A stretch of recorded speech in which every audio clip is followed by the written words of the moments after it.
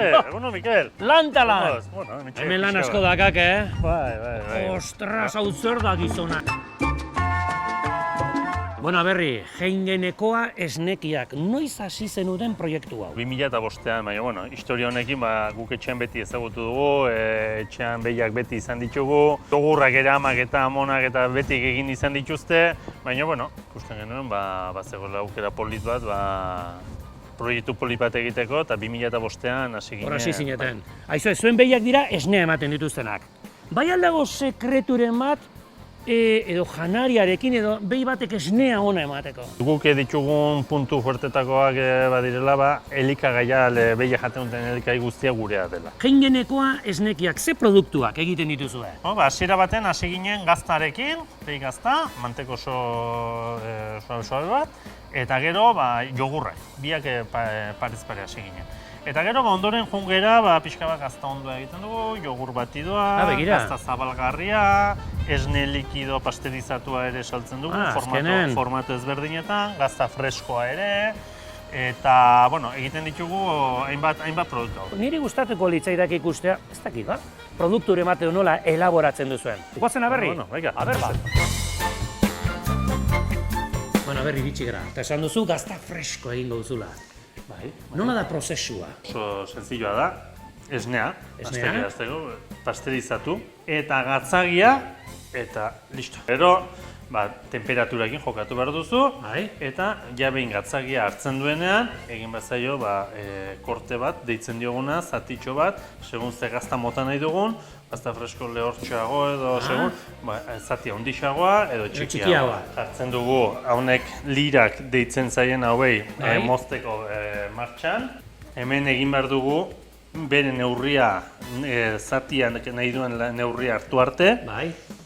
Zenbat denbora behar duenek, bueltaka eta bueltaka horrela? Ordu erditxo bat eukitzen dugu, baina orain ordu erdi horren aurretik gatza bota behar. Gatza bota bat zaio, oso ongi. Venga, hauer, keida, pixkanak ainuk, poliki-poliki, Ordan, orain geratzen zaiguna pixka bat prentsatzea. Pixka bat gora arte bete. Gora-goraino, oso ongi. Epela, zeba. Bala izuzen nabaritzen dion, gatzak?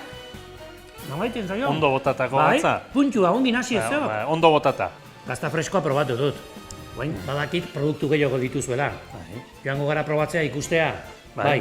Nondi joango gara hortik? Venga, bagozen.